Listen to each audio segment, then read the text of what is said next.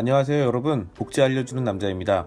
최근 보건복지부는 수급과 관련해서 2020년에 변경될 3가지 제도에 대해서 발표했습니다. 앞으로 저는 변경되게 될 이 3가지 제도에 대해서 여러분들께 알려드리려고 하고요.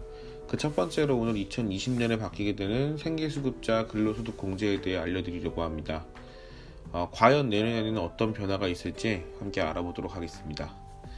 앞서 이야기한 것처럼 정부는 근로연령의 수급자분들의 근로소득을 30% 공제하기로 했습니다. 이게 이야기만 들어서는 사실 어떤 의미인지 알기 어려운데요. 먼저 여기서 공제라는 단어의 의미부터 봐야 될 것 같습니다. 여기서 공제라고 하는 이야기는 일정한 금액이나 수량을 빼준다는 의미를 가지고 있습니다. 그렇다면 근로소득 공제, 이건 무엇일까요? 근로소득 공제는 사실 이제 세금과도 연관이 있는 건데요. 나라에서 각 사람의 수입에 따라서 다르게 세금을 책정하는데, 세금 책정을 위해서 소득을 확인하고 그 소득에 맞춰서 세금을 부과하겠죠. 세금을 부과하기 전에 그 사람의 기본 생활을 보장하기 위해 기본 생활과 관련된 비용을 수입에서 빼주게 되어 있습니다.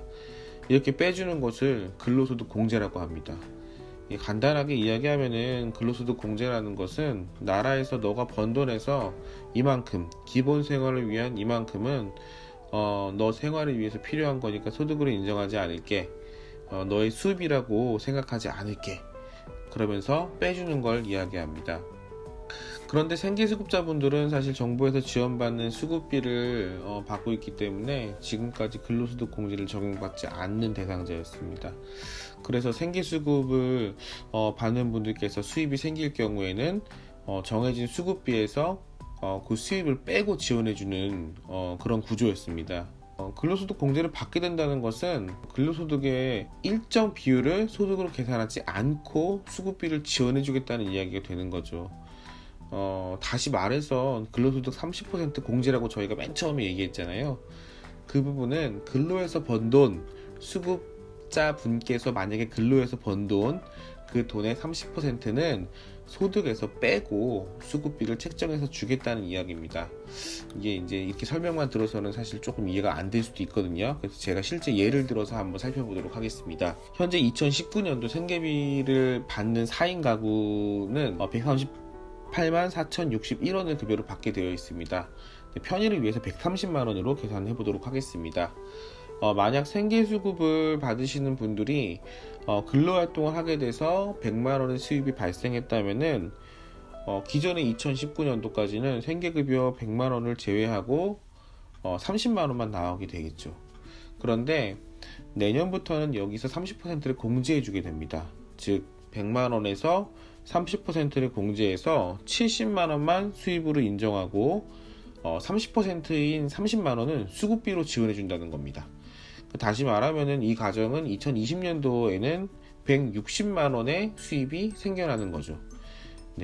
130만원에서 수입 100만원 중 30% 공제해서 70만원만 소득으로 보고요. 130만원에서 70만원을 뺀 60만원이 수급비로 나오게 되니까 일을 해서 번 돈 100만원, 수급비로 나오는 돈 60만원 해서 총 수입은 160만원이 되는 겁니다. 정부에서는 이번 제도가 도입되면은 지금까지 근로활동을 하나 하지 않나 동일한 생계비로 생활했던 수급자분들이 소득이 조금이나마 늘어날 수 있는 기회가 생기게 돼서 근로의지도 향상될 수 있을 거라고 판단했고, 약 7만 가구 정도가 혜택을 볼 것이라고 예측을 했습니다. 근데 이거는 뚜껑을 열어봐야 알 수 있겠죠. 사실 대부분 기초생활보장제도와 관련된 정부의 예측들이 빗나갔었거든요. 저는 개인적으로는 과연 이 제도가 현재 생계수급을 받으시는 분들에게 실효성이 있을지 의문이 되긴 합니다. 그러니까 정부의 의도와 같이 정부의 목표한 바가 이 제도를 통해서 이루어질까? 수급자분들의 근로 의욕 고취, 근로 의지 향상. 그래서 수급자분들이 근로를 할 수 있고 자립을 할 수 있게 하는 거. 실제로 현장에서 보면은 수급비만으로 생계를 유지할 수 없어서 그 단돈 5만 원이라도 벌어보시려고 집에서 몰래 부업하시고 막 건강 좋지 않은데도 이런직 현장에서 자기 명의로 일하면은 수급비가 깎이니까 다른 사람 명의를 빌려서 한 달에 한두 번 몰래 이렇게 일하시는 분들도 봤는데요. 이런 분들 상당히 많아요, 생각보다. 이분들 이렇게 몰래 버시는 수입이 많아야 30만 원 정도인데, 아까 얘기한 것처럼 30% 공제해 준다고 해서 소득을 신고하면 결국에는 9만 원만 공제해주고 21만 원은 소득으로 잡혀갖고 수급비가 그만큼 깎이고, 그러니까 자기의 총 수입은 9만 원 늘어나는 꼴이 되거든요. 과연 정말 그 생계가 어려워서 수급비를 받으면서도 몰래 일하는 분들이 소득 신고를 할지, 그리고 하는 게 맞는 건지 사실 저는 개인적으로는 의문이 들어요. 사실 4인 가구가 130만 원으로 생계를 유지한다는 게 굉장히 어려운 일이거든요. 특히 그 아이들을 양육하고 있는 가정에서 다양한 양육 비용, 교육 비용 뭐 이런 거 감당하기 때문에 더 큰 어려움이 있겠죠. 생계를 위해서 정말 먹고 살기 위해서 생계비만으로 생활이 안 되니까 최저 생계비거든요, 사실. 생계를 위해서 먹고 살기 위해서 몰래 이렇게 일하는 분들을 부정수급이라고 할 수 있을까?